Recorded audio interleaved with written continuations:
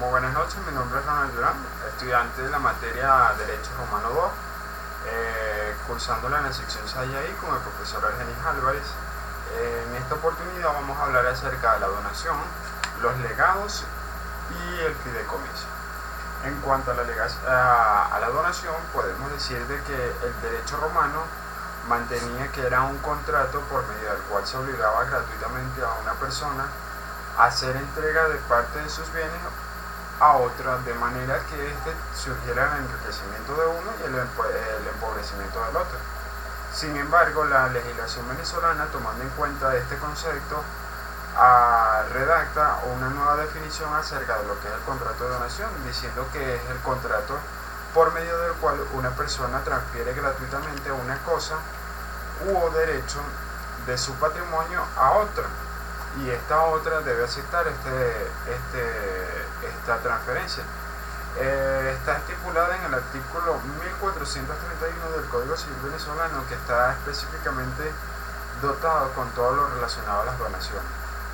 Ahora bien, con referencia a las características de las donaciones que me parecieron interesantes para esta ponencia, podemos decir que cuando la donación es perfecta, el donante no tiene derecho a revocar por medio de un árbitro. Como segunda característica, no es necesario que el donante acepte el acto para que la donación sea válida. La donación entre vivos debe estar consentida por el donante, y para que pueda ser donación en sí, debe surgir el empobrecimiento del donante y el enriquecimiento del donatario. Así surgen efectos en la donación, en la transferencia de derechos u bienes. En cuanto a los tipos de donación, se puede decir que existen 4 tipos de donaciones. Uno de ellos es la donación mortis causa, que es la que se realiza, la que debe ser validada como si fuera un testamento para que ésta pueda surgir efecto, y que ésta solamente se da por medio del término de la muerte, logrando así que los efectos logrados sean dados luego de la muerte del donatario. Ahora, con referencia a la donación consorte, es también conocida como la donación entre cónyuges, en el cual el artículo 1451 del Código Civil venezolano hace referencia de que esta puede ser revocada siempre y cuando el donante manifieste de manera expresa en la misma forma que ésta haya sido realizada para hacer la revocación de esta donación. Ahora bien, con respecto a los acuerdos, otro tipo de donación es las donaciones prenupciales, las cuales son conocidas como acuerdos a los que llegan los cónyuges antes del matrimonio, y la donación inter vivos, que es aquella que se realiza de forma voluntaria en vida, es decir, a favor de otro. Todo esto sin recibir una contraprestación de anticipado, es decir, que no puede haber una contraprestación. De lo contrario, ya no sería una donación, sino una venta de derechos. En cuanto a los efectos de la donación, se puede decir que surgen 4 efectos dentro de la donación del derecho romano. Entre ellos, la primera es que se perfeccionó la donación una dato, es decir, el donatario adquiría la donación reivindicadora para hacer valer su derecho cuando éste era lesionado. Luego surge lo que es en el derecho antiguo, que fue modificado por un plebiscito votando sobre la posición del tributo cincio.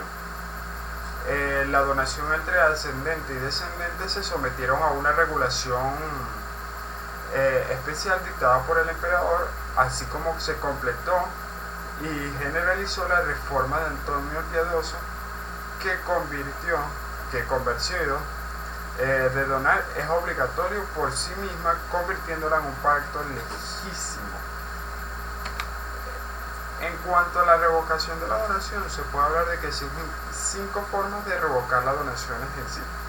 Entre ellas, cuando el donatario comete algún delito contra las personas, cuando el donatario no preste los alimentos al donante, cuando éste no cumpla con las cargas o gravamen de los impuestos, por ingratitud, y existe la revocación por donación en caso de supervivencia. Es decir, si una donación se realizó para la supervivencia de una comunidad en sí, esta no puede ser revocada a menos de que el donante necesite de esta para seguir sobreexistiendo.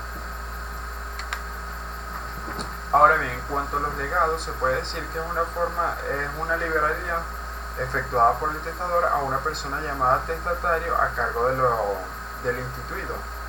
Es decir, que entre las características de los legados podemos hablar de que esta solamente se realiza a través del testamento, constituía una carga no solo para una carga de impuestos que podía ser impuesta al heredero. Se suprimió la palabra solemne y podría ser un hecho de codicilio, es decir, se puede realizar en medio del acto de codicilio. En cuanto a los sujetos que están relacionados a los legados, podemos conseguir a tres personalidades. Entre ellos tenemos al legador, que es la persona que va a testar, es decir, para que esta persona pueda testar debe tener la capacidad de poder de disposición sobre los bienes que va a testar.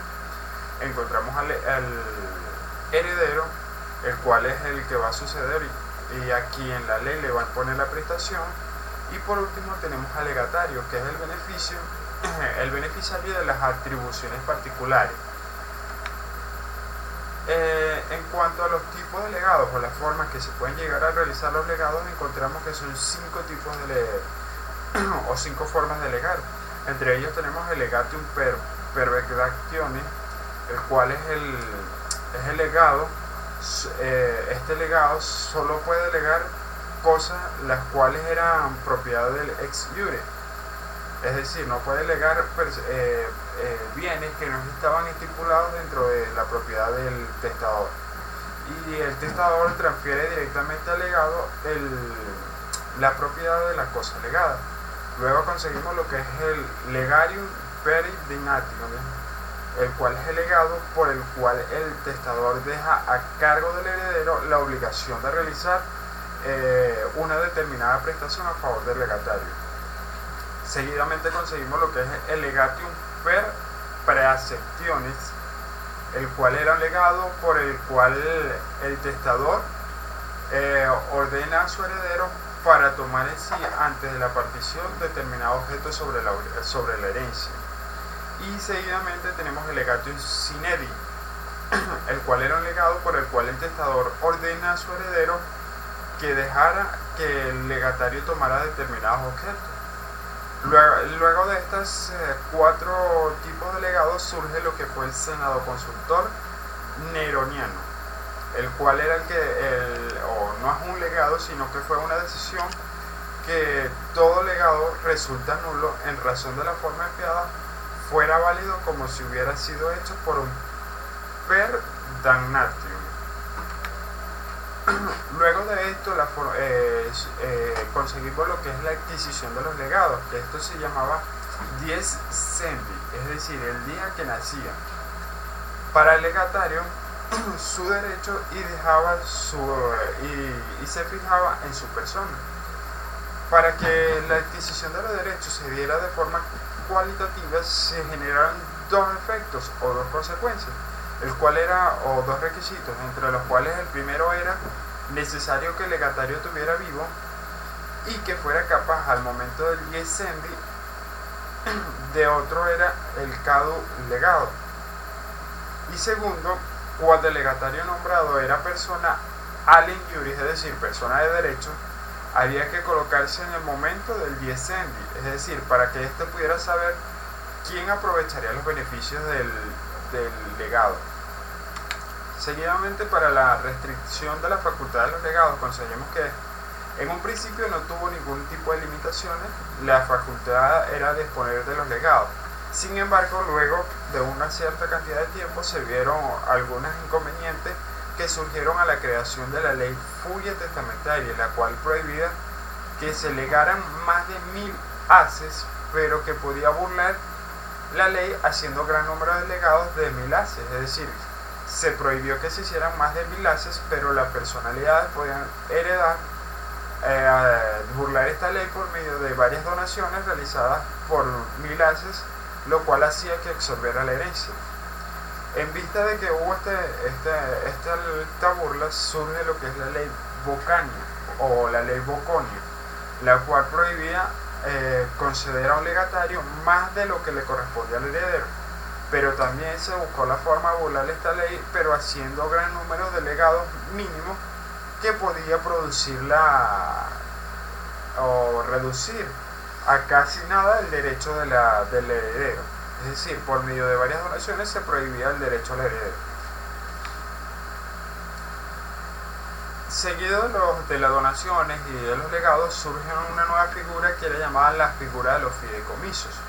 El fideicomiso era un acto por el cual una persona encargaba a otra de transmitir su sucesión, es decir, o una parte de la alícuota de su sucesión, o bien determinando la sucesión, o una parte de la tercera persona, es decir, una persona encargada que se encargaba de llevar a cabo la sucesión de los derechos de una persona que estaba pronta a morir o a suceder los bienes de esta persona. En cuanto a la tipología de los fideicomisos, podemos encontrar que se dieron dos tipos de fideicomisos. El primer fideicomiso era de herencia, es decir, que si se tiene un fideicomiso de herencia en lo que al difunto, al instituir a un heredero del testamento, encargaba a este heredero de tramitar todos sus bienes o parte de la alícuota de ellos. Y este heredero hacía el papel de un fideicomisario, que era la persona encargada de tramitar todo lo que era relacionado al fideicomiso. Seguidamente conseguimos lo que es el fideicomiso particular, que era un acto por el cual se encargaba el difunto al heredero o a un legatario entregar un bien determinado de la sucesión a una tercera persona llamada fideicomisario. En punto final conseguimos lo que es el codicilio, que era un acto de última voluntad que no estaba sometido a las formalidades del testamento, es decir, no cumplía una formalidad continua de un testamento, sino que consiste en añadir ciertas disposiciones a un testamento ya hecho, es decir, una modificación para incorporar a este testamento nuevo un hecho ya realizado. Al igual, cabe destacar que esto no puede contener ninguna institución de heredero ni sustituir heredero, es decir, no se puede ni desheredar ni revocar los derechos de los herederos ya antes puestos dentro del testamento. Como pueden observar, por medio de la ponencia, en el derecho romano fue una gran importancia debido a que de acá nacieron lo que fue el derecho de sucesiones, que actualmente la legislación venezolana contiene dentro de su ordenamiento jurídico y que está regulado en cuanto al Código Civil venezolano. Recordemos que el derecho romano ha sido el derecho, la potestad que ha tenido la justicia en cuanto a toda la ordenanza de los derechos.